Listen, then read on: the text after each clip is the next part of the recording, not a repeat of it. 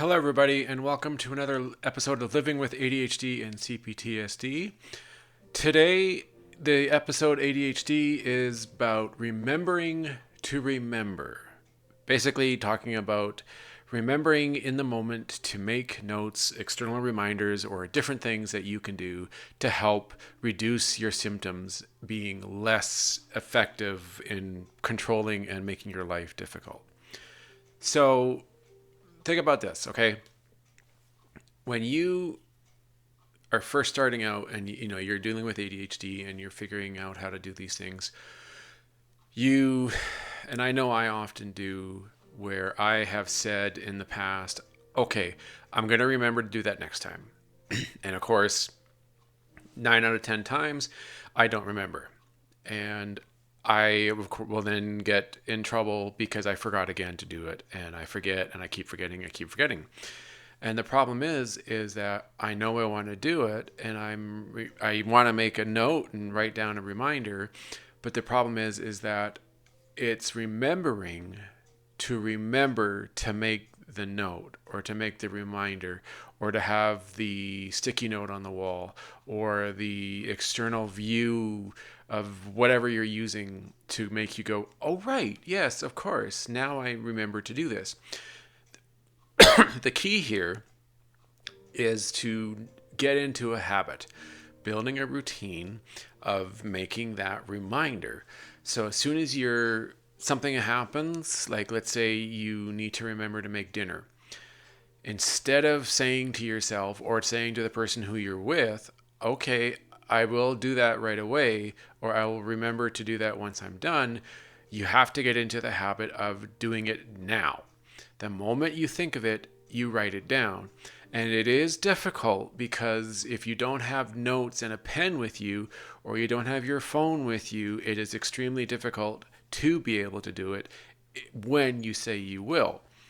So the key here is having a little sticky note like this, and then you write on it, and you put down, remember to cook dinner, remember to take out the steak and to defrost it, remember to make your coffee, remember your computer. If you get into the habit of remembering it right away, then you'll have an easier time of actually doing that when you need to. So the key and the basic thing is to make sure that you do it immediately. And you got to get into a routine. Every day when you come home from work, you have to remember to put like your keys in your wallet and your gloves if it's wintertime. You got to make sure you put them in the location that you know you're going to remember, like usually in a basket or a container at the door that you're going to go out. Because if you don't do that, you're going to end up having a 5-minute going out the door turn into 20 minutes because you multiple times are going out back into the house, going out, going, oops, I forgot my keys, or oops, I forgot my watch, or oops, I forgot my card. And then, by the 5th time you're going in, you've wasted 15 minutes and now you're late to go to work. So you have to have coping mechanisms in order to make this work. So the bottom line, do sticky notes or have phone reminders or have an external reminder that shows up wherever you may be. You got to put it in multiple places in your house as well. Having it at one location is not good enough because how often are you going to be in that location? So you got to think about putting one in the washroom. You got to definitely have one in your bedroom. If you have an office, you got to put it in the office. If you have like the dining room, of course, or the kitchen, you got to make sure you have a reminder in the kitchen. And these reminders, they can't be basic words. You've got to have some detail in the reminders because you got to have specifics. You got to have context and you've got to have detail in order for the reminders to make any sense.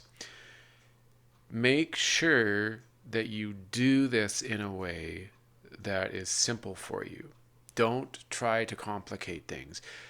We are impulsive and we are people who have horrible short-term memory and horrible working memory, and our executive function ability is really poor. So we have to start building a habit. Start creating routines that allow you to get into the to the basic habit of doing it right away. The moment it's like when let's say you go to the doctor or you go to an appointment and you're at the end of the appointment and the secretary or the receptionist says, okay, when would you like to make your next appointment?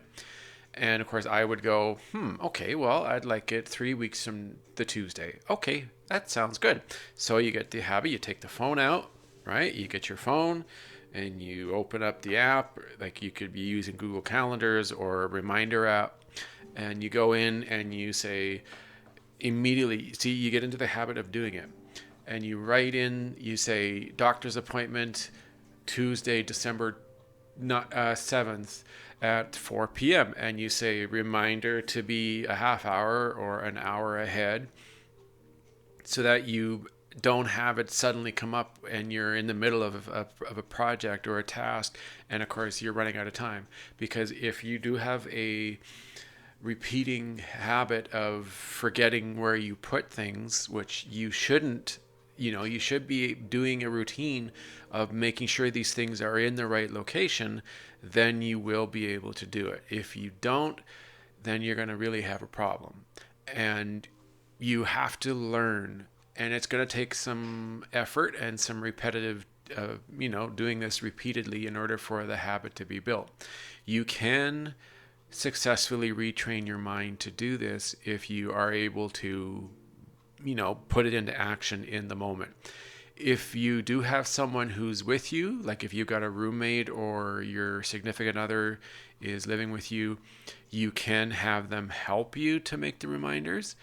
They do need to be, when they tell you, to be kind and to be compassionate and not have like an angry tone or a disappointed tone to make you feel guilty or shameful when you do initially forget.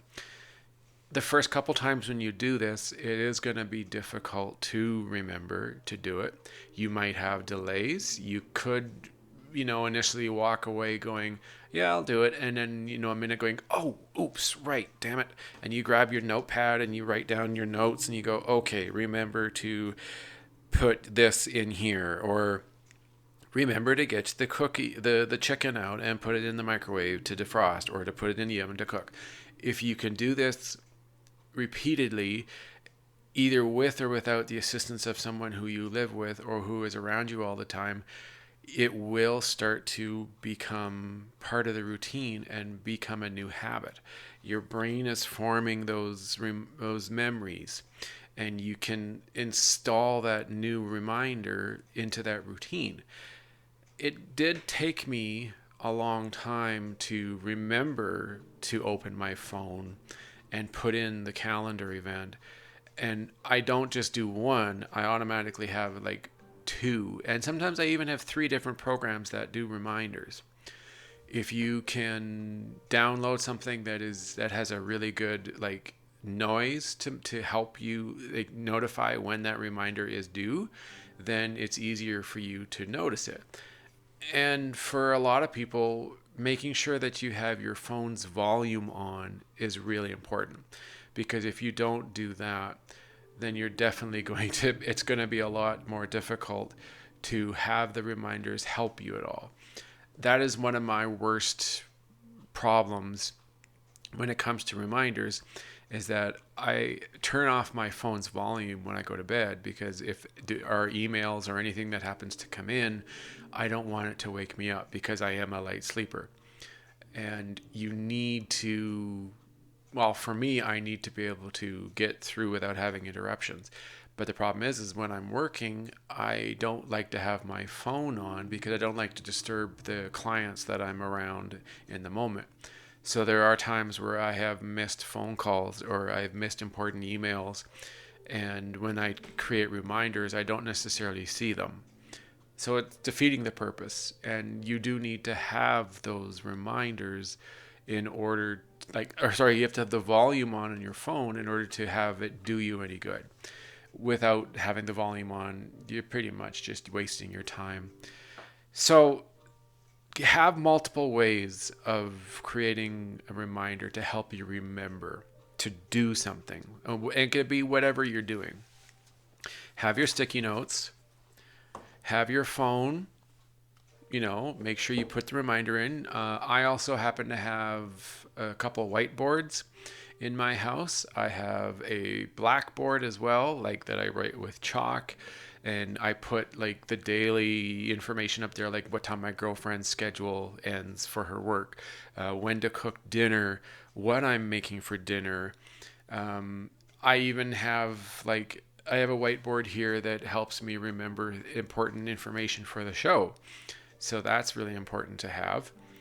And in my phone, I got multiple different reminders for numerous things that I use. And then I have my sticky notes all over the house. I wish I could show you in my house where all these sticky notes are. Some of them are humorous to keep it fresh. Some of them are really serious and deep. I have one that's actually sitting over the toilet. So every time I walk in to go do my business, I see, and it gives me like a refresh or the ability to ground and to calm down if I'm feeling heightened or active at all. And then I probably have close to 20 different sticky notes in the kitchen.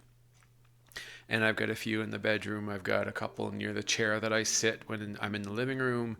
There's some at exits and to different, hallway door entrances. I've got one at the back door. I've got a couple at the front door. They're everywhere. So it's important, and it does help, because without the reminders, especially if you're moving at a very fast pace and you're on a go go go go kind of feeling, there's a really good chance you're not going to remember what you need to do. And like most of everybody who has ADHD, I can easily forget something real quick. If you remember, in a previous episode, I was discussing where I was going to the local Canadian Tire hardware place to buy something, and mentioning to myself that I was going to go to the Tim Hortons when I get back out and buy a coffee. And of course, typical me, I forgot that I was going to do it and drove away and had no memory of it. So making a reminder, having the sticky note reminder, having the external reminders, like it could be other than sticky notes, the whiteboard, the blackboard, having your phone, making the reminder is extremely important. And, like you can get other people to help you. You can have audio like cues, you can have visual cues. But the key here is remembering to make the ability for you to remember what you're doing in the future that much easier. Because more often than not, we all will say, okay, I will remember to do that next time, or I will make sure to do that in 20 minutes, or I will do that later tonight. And then the problem, of course, is that you forget. So you've got to remember that task, or that whatever you happen to be doing. So I definitely recommend doing all that. Okay. All right, everybody, I'm going to take a quick break, and when I come back, we will continue our discussion. All right. Okay. Bye, everybody, for now. Welcome back, everybody, to Living with ADHD and CPTSD. Today's episode is ADHD, Remembering to Remember. Okay, so I've got a little bit here. People with ADHD and learning disabilities often have trouble remembering and retaining information taught in class or at work or in daily life. To improve their ADHD memory skills, help them create links and visual, auditory, and conceptual associations between bits of information. Here are 6 ways to do that. 1. Draw or create vivid pictures depicting information that needs to be memorized. Since memory is enhanced by exaggeration, emotion, action, and color, the more ridiculous and detailed the image, the better. To help a student with ADHD remember the meaning of the word felons, which sounds like melons, make a picture of melons dressed in prison clothing marching off to jail. 2. Teach memory strategies. Some popular mnemonics include homes, the Great Lakes, Huron, Ontario, Michigan, Erie, and Superior, And dead monsters smell bad. Steps for long division. Divide, multiply, subtract, and bring down. Those are really good, actually. Those do a lot of good for many people who do have issues remembering stuff. Okay. Create acrostics or whole sentences. Every good boy does fine is an excellent way to help children or people with ADHD recall the sequence of lines in the treble clef. Yeah, there's all sorts of different ones out there. For the life of me, I can't remember at the moment what they are, but they are pretty cool. So, they definitely work really well. Okay, try melody and rhythm to teach a series or sequence. There are raps, rhymes, and songs to help attention deficit students memorize multiplication tables, days of the week, presidents of the United States, and so on. 5. Use songs specifically created to teach grade level content. Musically aligned creates music and lyrics geared to teach a science curriculum. For physical science, there are songs like Electromagnets and Heat, Light, and Motion. For teaching concepts in life science, there are Food Chain Gang and Decomposers. Now, I realize a lot of this is more for kids, but you can interpret this into adult living as well. It is something that I think, would be very important and very helpful with helping to learn and remember and help build that neural pathway in your mind to reduce the ability or the times that you forget something that you need to do or a task. After the lesson, have students with ADHD list things they remember. Ask them to do so as fast as they can to increase memory recall.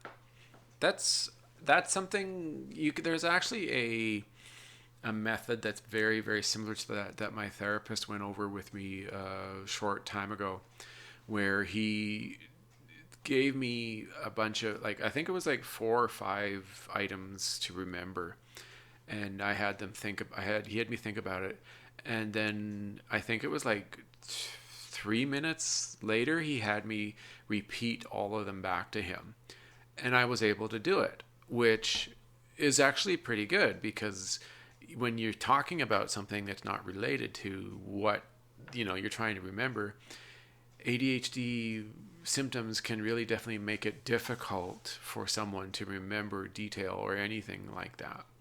So he had me, after I repeated it for the second time, he talked for about 5 minutes, and then he had me do it again, and I was able to remember all of the things that he wanted me to say for a second time.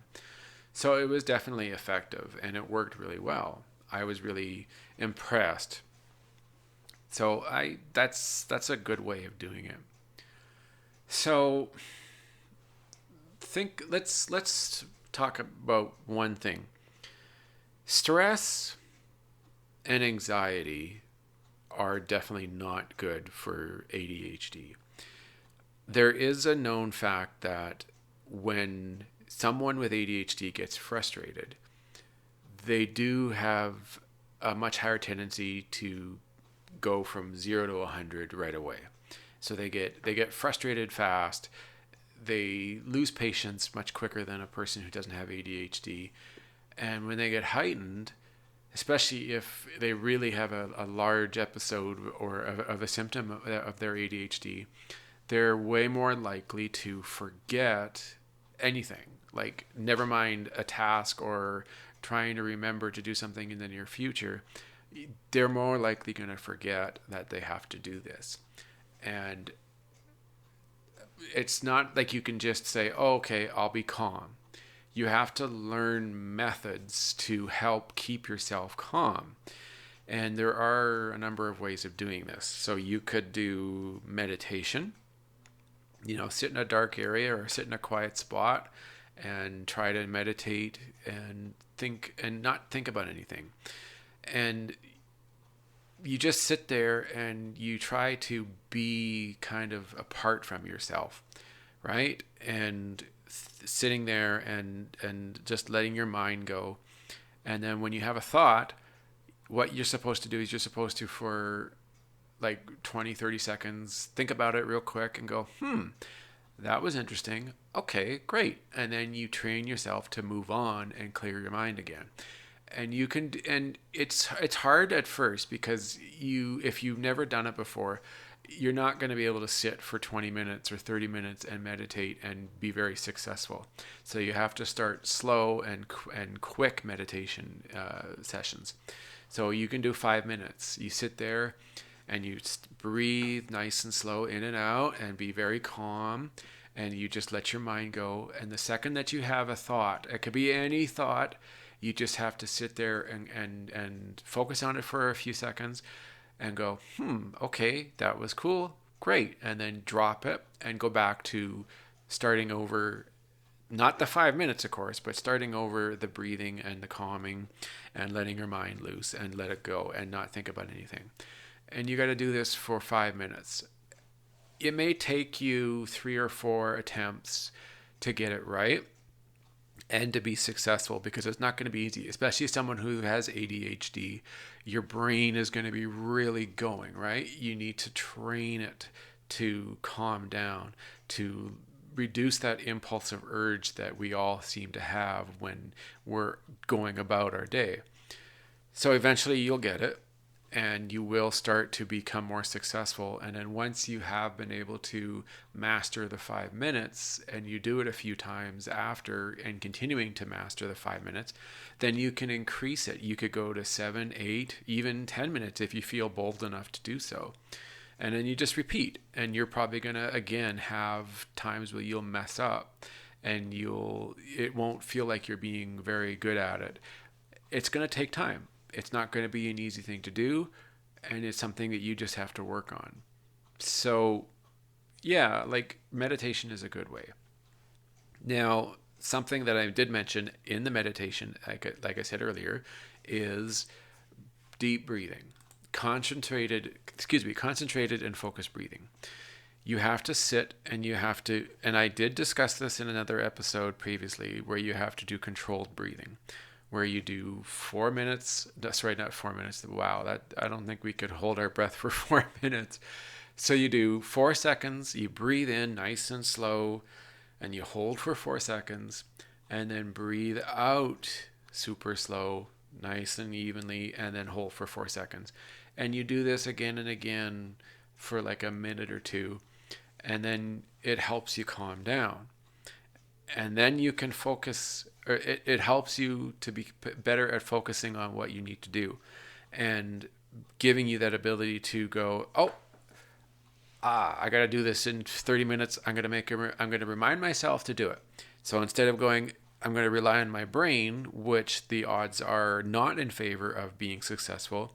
You grab your sticky note that hopefully is sitting right next to you, and you write your thing out. You can grab your phone, put in your little reminder that you need, and then you're set. And then in 30 minutes, you got that, or, you put it in where you're going to walk around.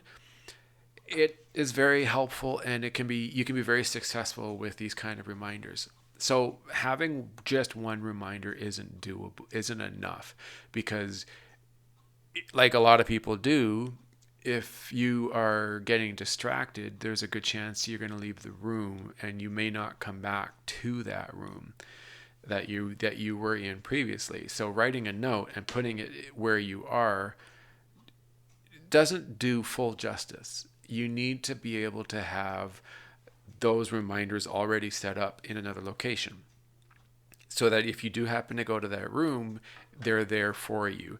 And you got to make sure you remember to have your phone with you, or at the very least have the volume up loud. Or what really works, and now I realize that not everybody can afford these, and so that's just the way it is. But you could get like a Google Nest where it shows a screen and it happens to be in different rooms. Or you can have like a Google, like the Google, I can't remember what it's called. Sorry. It's the little round gray circular box, or even the bigger one that you can have in multiple rooms. And then when the reminder is done, and it's time to let the person know, it can play out among multiple devices. So there's a really good chance that you're going to be in one of those rooms or close enough that you'll be able to hear the reminder telling you it's time to go and do this or do your work. So that's really important. And I definitely like if you can afford it, you think it's going to be very helpful in making your life easier, it's one of those external reminders and coping mechanisms that you can use to make your life simpler. It's a lot of fun. I actually have one of them. I do have one in the living room. It's sitting right behind the television, and then I have the Google Nest Google Nest Hub, sitting in the kitchen. And that always helps me. It gives me daily reminders. You can set up automatic ones that are at the same time every day. You can add them like just by speaking to it. You don't even have to press buttons. You just, if you say, hey Google, set a reminder for 3 o'clock to do this, or create a calendar event for next Monday at this time to do a hair appointment or to go shopping and grab the Christmas gift. You can do all these things with it pretty much from any room, because the ability for it to pick up your voice is quite amazing, and it really works very well and has often helped me out in many situations. Because whenever I cook, I need to make a reminder, because you can only have on the stove one reminder at a time. So you have that timer, and then on the Google Nest Hub, you tell it to have a timer for 10 minutes or a reminder for 6:30 to put in the chicken. Like, it's amazing what these things can help you with. So you can do other grounding and tools to help calm the body down and your mind and slow down your racing brain, because we do have a brain that seems to always be on the go. And with our inability to regulate our emotions and our poor working memory, it all plays into our inability to remember, because the reason that we don't remember sufficiently and often forget about what we're going to do in the future is because we don't have the ability to focus enough for the brain to pick up on it and create that neuronic, the add or the new piece in the neurons in the part of the brain for memory, so that when it is time, you remember automatically without struggling or constantly forgetting. Because so we don't have the ability to focus, and we are really poor at being attentive in the moment. So of course we are going to forget. And it is a known study that they have proven this, that ADHD memory problems and remembering things is because our brain doesn't have the ability to fully focus on what we're listening to or what we're watching or what we're being told. So we need to adapt. We need to, cope and use adaptive skills that we have created and worked on for months in order to make this work for us. And if we don't do that, it's going to be very difficult to be successful at whatever you're doing, whether it's making your dinner, going to work, doing your work, driving to where you need to go.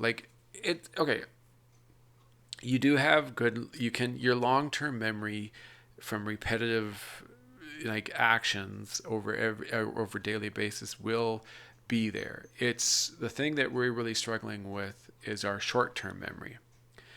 So that's where the remembering to do what we're needing to do is so difficult, because we think about it for a split second or two, and especially if we're doing something else in the moment. Like for me, my problem is that I'll be working, I have my laptop in front of me and I'm typing, and someone like my girlfriend tells me I need to do this or remember to do that for me, and I go, yeah, okay, no problem. I'm so stuck on what's going on my laptop that I don't remember even 5-10 seconds later to do that task that she's asked me to do. And then of course she comes up 30 minutes later or later on in the day and goes, why didn't you do this? And I go, oh crap, sorry sweetie, I forgot. And the first couple times, yeah, it's understandable. If you are aware that you're forgetting these things, the excuse of I forgot doesn't really work very well by the third or fourth time. So you have to help yourself. You have to do what is necessary in order to reduce the number of times that you're going to forget. So like I said, that's where the whole sticky note thing, the external reminders, the audio reminder from your phone, the whiteboards, the chalkboard, the things that help you remember, routines that you build every day that stick in that mind of yours so that you can do the things to make the frustration and the aggravation that you get from constantly forgetting multiple times a lot less often. My worst problem is, like I think I've probably said already, is mentioning to myself about doing something that sounds good or is very important, and then immediately after forgetting it. So not multitasking is important. If you can do the monotasking and just have one thing at a time, that can be very helpful and make your ability to remember a lot, easier. But if you have less things that you need to remember and you make that habit and that routine of writing it down in your phone and on your sticky note and on the whiteboard, then you don't have to rely on your poor memory skills to help you. There's nothing wrong with having the external reminders, I can assure you. It's very important, and it makes your life a lot easier in the long run. And it makes people in your life much happier and way less stressful and less frustrated, because there's only so much of it they can handle. Sure, they're going to be kind and understanding and compassionate, and they realize that you have ADHD, assuming that you've told them. But there's only so much that they can handle before it gets to be too much. Because if you're not reliable, and to be honest, people with ADHD aren't exactly going to be very reliable in the long run or in any run, because if you can't remember to do things, or you are constantly not completing your tasks or the work that you're doing, and you move on and you leave something out that's dangerous, or like it rains during the winter and you got ice all over the ground, and you go out and you're observing and you go, okay, I'll do the back, I'll do the sidewalk in the backyard, and I'll go out into the front and doing the steps and the walkway and the front sidewalk. And then you go and grab, and something distracts you, goes, oh, I should chip the ice and get rid of it. There's a good chance that you're going to forget one or two things that you are saying to yourself that you need to do. Like you could forget to do the driveway in the back where the garage is, or forget to take the de-icer and spread it on the ice in the front, and you don't even think about it. You think you're done. You go in the house, and then later that evening you're being given crap because you forgot to do everything, and you did know that was your intention of doing that work. You just forgot. Simple as that. It works the first time, but if you are well aware of the fact that you do have ADHD and that you are prone to forgetting, you have to adapt. You got to have your reminders. You got to have your external visual reminders so that you can see, and your phone reminders to help you remember. It is a little more difficult when you're in the moment and you're doing these things, but if you plan ahead and you write it out, or you put it in your phone before you even start, then when it is time, you're going to have these reminders coming up helping you to remember to go and do the back, to make sure you put the de-icer on all the ice on the sidewalk and the walkway. Then you won't have the ability to forget. But you got to have your coping mechanisms and your external devices to help you do it, because there's a very good chance you're not going to be able to do it on your own without some sort of help. All right, guys, that's today's episode. I'm on Twitter at ADHD and CPTSD. There is my website, www.livingwithadhdandcptsd.ca. I now have subscription ability through my recording program called Anchor. If you go to Anchor and you look me up, there is a subscription. I do have a video recording of me doing this episode. If you are interested in watching the video, you can subscribe to my podcast, and then you'll be able to watch the video and hear me and see me do this episode. Kind of fun because you get to see what I look like and watch me as I'm doing the episode, and you get a bit of an idea as to how I am and how I behave and my movements while I'm doing the recording. It's very interesting, and was a lot of fun for me. So I am on Patreon. If you want to support me, then go to there and look me up. Living with ADHD and CPTSD, of course. I have my Facebook page. Check out Dr. Glenn Doyle. He's a psychologist. He is on Twitter. He's a very interesting person, and I definitely recommend looking him up and giving him a follow. And of course, good old Russell Barkley, who is one of the best scientists out there and psychologists regarding ADHD and other related symptoms. I definitely recommend giving him a shout, or actually looking him up. He is on YouTube, and he does have a website that you can look at. His YouTube videos are amazing. I think they're great. And I would definitely recommend following and seeing what he's got to say, because he could be very helpful, especially if you're new to ADHD. All right. Be kind to yourself. Be compassionate. Don't get angry. I know it's difficult, and I realize that you're going to feel like you're doing to do everything all at once. Try to keep calm. Try to make your life less difficult, and you'll have more success and way less stress. All right, everybody. Tune in tomorrow for a CPTSD episode and more bonus coverage and information that you can look up if you subscribe to my podcast through Anchor. All right. Talk to you next week. Bye, everyone.